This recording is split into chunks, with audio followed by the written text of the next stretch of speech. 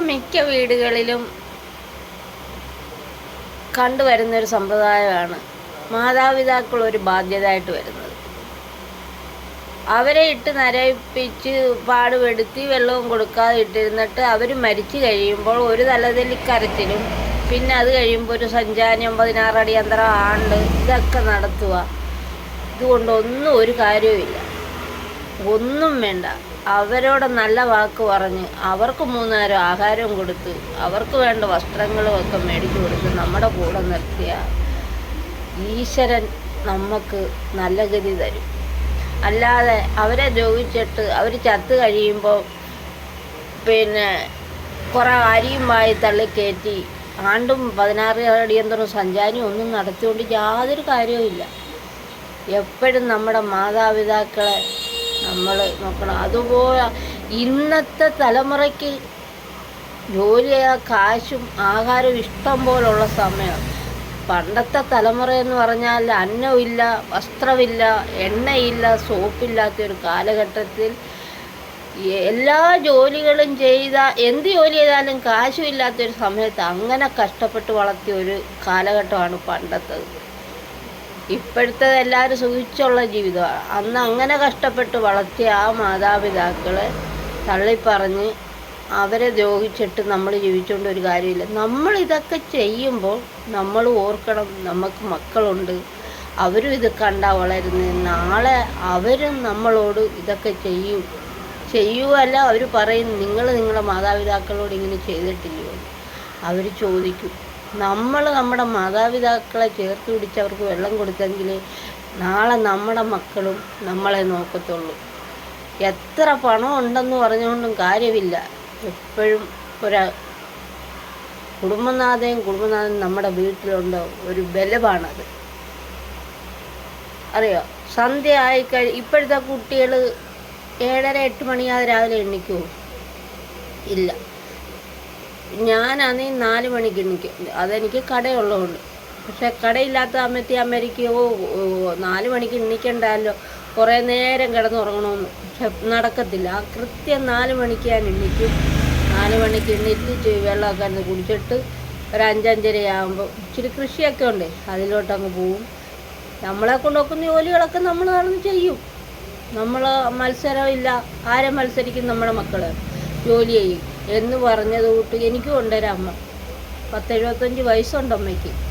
പക്ഷേ ഇപ്പോഴും അമ്മ 10 പേരെ ജോലി ചെയ്യും.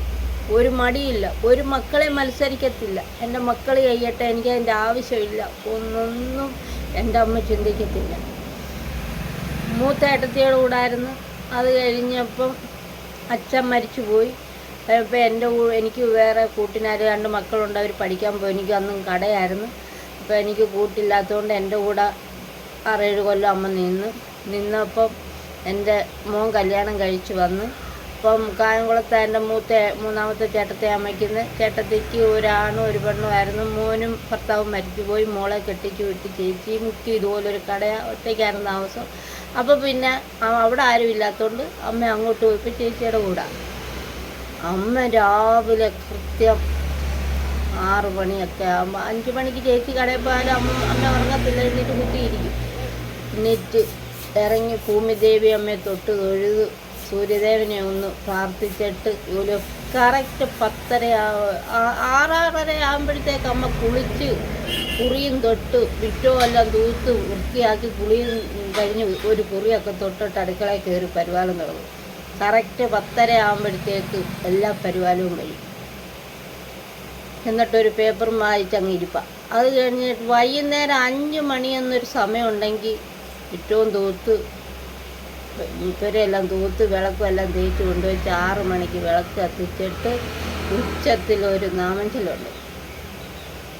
നാമം ചൊല്ലി ആ വീട്ടിലൊരു ഐശ്വര്യം. എൻ്റെ കൂടെ 6-7 കൊല്ലം നിന്ന് എൻ്റെ അമ്മ വീട്ടിലൊരു ഐശ്വര്യമായി. എവിടെ നിന്നാലും ഐശ്വര്യമാണ്. അത്രയ്ക്ക് ആരും മത്സരമില്ല, ആര് ചെയ്യണോ ഞാൻ ചെയ്യുക അവൾ ചെയ്യുന്നില്ല എന്നൊന്നുമില്ല. പുള്ളിക്ക് ജോലി ചെയ്യുന്ന ഇഷ്ടമാണ്. എനിക്ക് മടുത്തിട്ട് ഞാൻ പറഞ്ഞു വിട്ടതല്ല. ചേച്ചിക്ക് കൂട്ടിന് ആരും ഇല്ലാത്തതുകൊണ്ട് അമ്മ സ്വയം പോയതാണ്. ആരും നിർത്തും, എവിടെ നിർത്താൻ കൊള്ളാം. പിന്നെ പ്രായം ചെന്ന് വരുമ്പോൾ അതിൻ്റെതായ പണ്ട് കൊച്ചു കുഞ്ഞുങ്ങളുടെ ഒരു സ്വഭാവമാണല്ലോ പ്രായമായി വരുമ്പോൾ അമ്മയ്ക്കായാലും അച്ഛനായാലും അതൊരു അതിൻ്റെ ആയിട്ടുള്ളൊരു ചെറിയ ഇതുണ്ട്. ഇത് നമ്മൾ തരണം ചെയ്തു പോകണം. ഞങ്ങളെല്ലാവരും ഞങ്ങളെ കൊണ്ടൊക്കുന്ന രീതി ഞങ്ങളുടെ അമ്മ നോക്കും. പൊന്നു സുഖമായിട്ട് എൻ്റെ അമ്മയുടെ ജീവിതം. എൻ്റെ അച്ഛൻ ഞങ്ങളെ എല്ലാവരെയും വിട്ടു പോയിട്ടിപ്പോൾ 8-9 കൊല്ലമായി.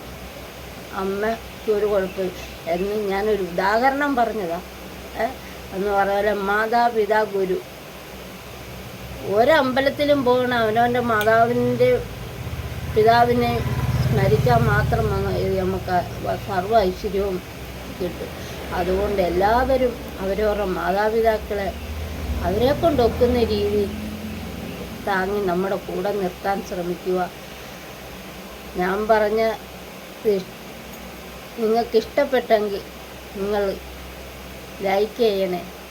ഞാൻ തെറ്റായിട്ട് വല്ലതും പറഞ്ഞിട്ടുണ്ടെങ്കിൽ കമൻറ്റ് ബോക്സിൽ വന്ന് പറയണേ.